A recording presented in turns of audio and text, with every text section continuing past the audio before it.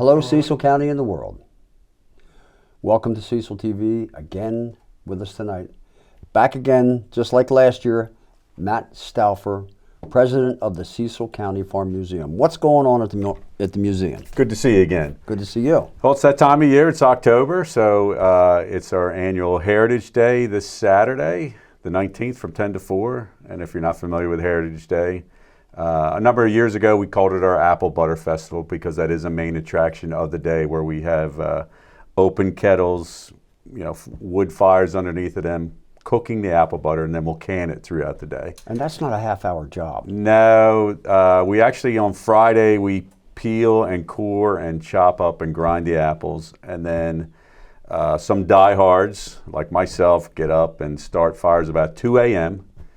And from there, it's about a 12-hour process from the time we light the fire till we jar the last jar of apple butter. So it's like it was done in the old days. It's there's no electricity, no gas involved in this. It's just wood and the kettles and the ingredients for the apple butter. So it's part of our heritage. You said that the key words, just like it was done back in the old days. Yes. That's pretty much the marching orders in the Farm Museum, isn't it? It is, and in this case with apple butter, well, why, how did that come to be? Well, this time of year, you're harvesting apples, and if you just throw them, in your, they didn't have garages, but even in your root cellar, they're not going to last so long. So you need a way to preserve it, right, so that you can use that product throughout, and that's where apple butter came from. But like you said, heritage. So other than just the apple butter, the other things going throughout the day, we have a number of demonstrators. So we have a blacksmith that's always there. We have a potter coming this year. Some folks that spin wool into yarn, some sewing demonstrations, plus a number of vendors with local products, natural products, bee products, homemade candles, soaps, local dairy and produce, and a vendor that pickles a number of vegetables.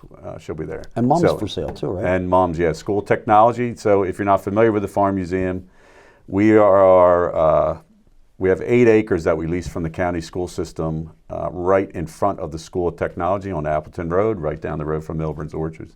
And they sell Mums this time of year, the agricultural program at the school system, technology. And they always partner with us. They'll come down, the ag school, animal sciences program will be there, the diesel program will be there. So we partner with them. 4-H will be there.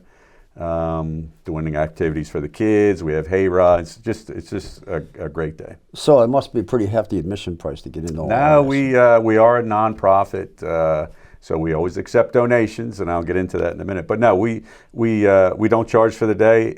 All the activities are free.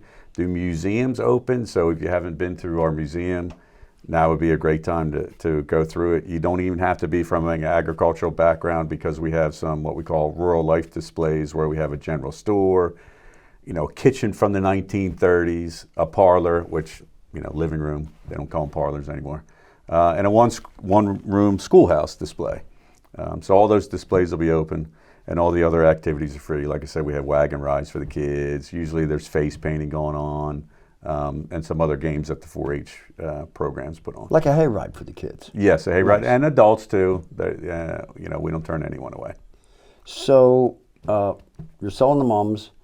You're also having an expansion going on of the museum of sorts, right? Yeah, so we are at the 3-year, it's actually 3rd anniversary of our ribbon cutting. So we opened the museum in 2021. We're now in 2024, and we've been living by the porta potty ever since. We lease the grounds from the school system, really. We have a lease with them, $1 a year, so it's a deal, but we have to provide all the infrastructure. So over the years, we've got some grants and raised some money. A few years ago, we ran water down to the facility from the School of Technology. And this year we embarked on building a bathroom and commercial kitchen. So when you drive in there, if you haven't been there for a while, you're going to see a new building. It looks great from the outside, but we're just, we're wrapping it up on the inside. And that will allow us to have bathrooms, which will lead to our ability to host many more events, including field trips for all 3rd graders in the county. We have that agreement with the school system. So we hope sometime in 2025 we'll embark on that. That is awesome, Matt, because kids at that age, need to start understanding that they just can't take everything for granted, including the hard work of their ancestors. Yes, to get us where we are today. Right. So part of the farm museum. I mean, you hear the term museum, so you're thinking, oh, you're going to see all these old relics, which you are. We have displays that showcase, animal-powered equipment, which today, everything's computer-operated. Big tractors, but farmers used to farm with horses, use dogs. We have a dog treadle set up that's connected to a washing machine. So instead of taking your dog to the dog park, you put him on this treadle and, using to wash your clothes. Now you go and push a button, on a machine that's connected to the wall. Do you hang like the carrot and stick, like a little piece of pork chop in front of them? Maybe that's how they got him motivated. But I think check that out. For our younger folks and just everyone, it's amazing to see, like you said, our forefathers. So if you turn the clock back 100 years, and our focus is kind of 1850 to 1950. There was a lot more physical labor that was required to get to the same end product or result that we have today. And with development, agricultural land keeps shrinking, not only in the county but across the country, of course. And technology keeps advancing, so that from the same acre that was farmed 100 years ago, the produce or the productivity, the amount of crops you can get off of it keeps going up. So that's the advancement of technology, less effort and more production. But it's interesting to see, and also teach the kids that, they go to the grocery store to get their food. Well, there's a lot that goes into it before it ends up on the grocery store shelf. Right. And we kind of, preserve the past, but also educate for our future to show these. That sounds great. Saturday, 10 to 4, be there. It's going to be a perfect, wonderful day. I know we need rain, and everybody thinks we do, and I agree with that, but it's supposed to be perfect weather, sunny, maybe 70 degrees, light winds. We probably couldn't ask for a better day. We hope you all come out. And there'll be food, right? Pit beef? Yeah, so the Signaling Fire Company is going to do pit sandwiches, and we also have Rising Sun Church of the Nazarene that always does a great job for us. Hammers, hot dogs, and fries. We have ice cream. We have kettle corn.